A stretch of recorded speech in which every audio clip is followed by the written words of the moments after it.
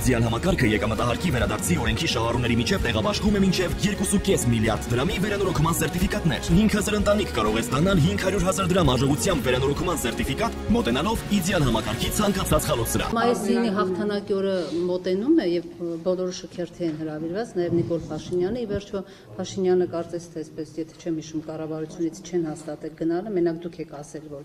կմասնակցի եւ այստեղ շատ քաղաքական գործիչներ, նաեւ Եվրաօրենքի նախաձեռնողներ ասում են, որ եթե գնա մասնակցի Փաշինյանը, դա Հայաստանի ինքնիշխանության վնաս է տալու, որտեղ գիտենք Եվրոպայից կարծիքներ կան, որ ովքեր գնան, այստեղ այլևս մեր հետ գործ չունեն, դա նշանակում է Չեմ կարծում, որ այտենց միանշանակ կարելի է նման բաներ ասել, դա մեր հաղթանակն է։ Մեր հաղթանակն է։ Մենք 300,000 զոհ ենք տվել։ Եվ մենք գնում ենք տոնելու մեր հաղթանակը ֆաշիզմի դեմ եւ կարծում եմ, որ օրինակ ԱՄՆ նախագահը, որ հայտարարում է, որ դա իրենց կողմից է այդ հաղթանակը, այսինքն հիմա այդ հաղթանակը տենց է, չէ, հաղթանակը շատ ծնողներ ունի եւ միայն պարտությունն է, որ հիմա մենք ռեալ 300,000 մարդ է զոհվել եւ մենք նաեւ ասեմ ավելին, օրինակ Ֆրանսիայում վերջերս տեղի ունեցավ Միսակ Մանուշյանի հողարկավորությունը, որը վերահողարկավորությունը, որը տեղափոխեցին Պանթեոն, դա նույնպես երկրորդ համաշխարհային պատերազմի ժամանակ ֆաշիստական օկուպացիայի դեմ հայկական եւ հայկական պայքար էր, դա հարգանքի տուրք է նաեւ Միսակ Մանուշյանին եւ մնացած բոլորին մարդկանց, ովքեր պատերազմի ժամանակ պայքարել են, իսկ գնալ չգնալու հարցը դա կարծում եմ քաղաքական հարց է, որ վերաբերյալ ես իմ կարծիքը ասել եմ, ես կարծում եմ, որ պետք է մասնակցի, ենթադրում եմ, որ այո կմասնակցի։ Վերջնական որոշում չկա դեռ։ Գիտեք ինչ, մի քիչ ճիշտ չի, որ ես ասեմ, հիմա կարող վարչապետը որոշի չգնալ վերջի րոպեին կամ գնալ, բայց այս պայդրությամբ ես կարծում եմ, որ ճիշտ է Քովիդով հիվանդանալի վերջի։ Չեմ կարող ասել, հնարավոր է Քովիդով հիվանդանա, հնարավոր է բոլորը Քովիդով հիվանդանան, հա տեսնում եք շատ երկրի շատ երկրի ղեկավարներ հիվանդացան եւ չեն գնում, օրինակ Հնդկաստանի ղեկավարներ, որը որ մեր կարևոր գործընկերներից է, որը որ պատրաստվում էր նույնպես գնալ եւ չգնաց, իդեպ միջալոց շատ կարևոր բան կա, հա, այդ միջոցառումների մասնակցությունը նաեւ հնարավորություն է միջազգային տարբեր շփումներ ունենալու եւ տարբեր պայմանավորվածություններ ձեռք բերելու, ես գիտեմ, որ Ադրբեջանի նախագահն նույնպես մասնակցելու է այդ միջոցառումներին։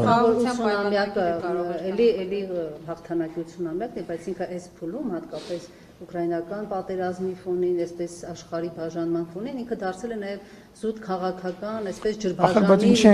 ինչի ենք մենք ուզում, լսեք, մեր խնդրեմը, մեր բոլորի խնդրեմը կայանում է նրանում, որ մենք անընդհատ ուզում ենք բոլորի շահերը գոհացնենք։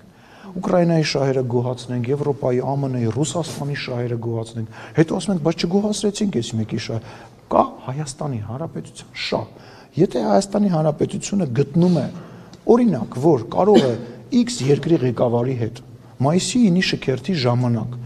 ինչ որ հանդիպման պայմանավորվածություն է, ենթադրենք Կամբոջայի, չգիտեմ, ինչ որ վերացական երկիր եմ ասում, եւ այդ ընթացքում ինչ որ Հայաստանի համար օգտակար բան լինի։ Հիմա ուզում հասկանամ, ես պետքա իմ երկրի շահերը ստորադասեմ, որովհետև ինչ որ մեկը ինչ որ պահի կարող է ասի, ես այդտեղ օրինակ չեմ գնա կամ ես ցանկալի չի որ գնա։ Ֆրանսիայի նախագահը Մոսկվայի այցելել, Եվրոմիության ղեկավար այն ժամանակ այդ պահին Հունգարիայի նախագահը առաջի այցով մեկնել է Մոսկվա։ ԱՄՆ-ի ղեկավարը եւ ԱՄՆ-ի ներկայացուցիչները հանդիպում խոսում են, այսինքն բոլորի հետ պետք է խոսան, մենք որպեսի բոլորին չնեղացնենք, պետք է փորձենք բոլորի համար լավը լինենք, ոչ կա Հայաստանի Հանրապետության շահ, կա հայտարարված Հայաստանի Հանրապետության կարծիք, որ ես այս կարծիքն ունեմ, ես այս ուղղությունը ունեմ, ու այդ գործողությունները, որ մենք անում ենք միջազգային հարթակ, թե ով կգնա անդեղում, կժպտա, ում կբարևի, դա քաղաքականություն է, ինչպես ես դա ասել եմ, քաղաքականությունը մեծ առևտուր է, այո, դա առևտուր է։ Պարոն Սիմոնյան, պարզապես տարակուսելի է, տեսեք, դուք ասում եք հիբրիդային պատերազմ է Ռուսաստանը մեր դեմ մղում, ասում եք, որ Ռուսաստանը Հայաստանում ձգտում է նաև իշխանափոխության, այդ երկրում մենք համաձայնում ենք գնալ շքերթն, այդ դա է տարակուսանք, երկակ, ինչպես վերջերս Սերժ Սարգսյանը ասաց, դարախաղացի քաղաքականություն եք վարում արտահայտում։ Ես Սերժ Սարգսյան չեմ նայում, բայց դա հենց պետք է այն երկրները գնաս եւ այն երկրների հետ խոսես, որոնց հետ խնդիր ունես։ Այն երկրների հետ, որոնց հետ դու բարեկամական լավ հարաբերություն ամեն ինչ բարձ է։ ամեն ինչ բարձր, դու արդեն իրենց հետ բարեկամ ես եւ այդ հարցերը շատ հանգիստ կարելի է հեռախոսազանգով, այս խնդիրները որտեղ որ խնդիր կա, այդ երկրներում է պետք լուծել։ Տեսեք, հակառակ բան ասեմ, Ռուսաստանի Դաշնությունից Հայաստանի իշխանությունների նկատմամբ բազմաթիվ մեղադրանքներ են գալիս, չէ՞։ Ամենաբարձր մակարդակով, բայց մենք պատրաստվում ենք ԱԳՆ նախարարի այցին Ռուսաստանի, Դաշնային խորհրդի ղեկավարի այցին, ինչի են գալիս Հայաստան ամսի 5-6, եթե չեմ սխալվում, հունիսի 5։ Ռուսաստանի այդ խնդիրները հարթելու ժամանակն է։ Չէ, տեսեք, չկա ինչ որ մեկի այդ խնդիր հարթելու կան խնդիրներ եւ դու պետքա ձգտես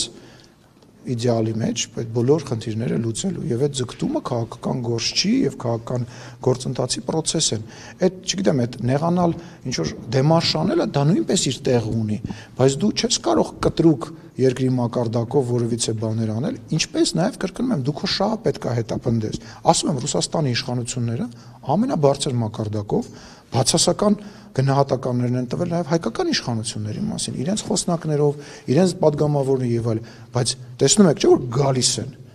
ԱՄՆ-ն եւ Ռուսաստանը հանդիպում խոսում են։ Եկեք այտենց բան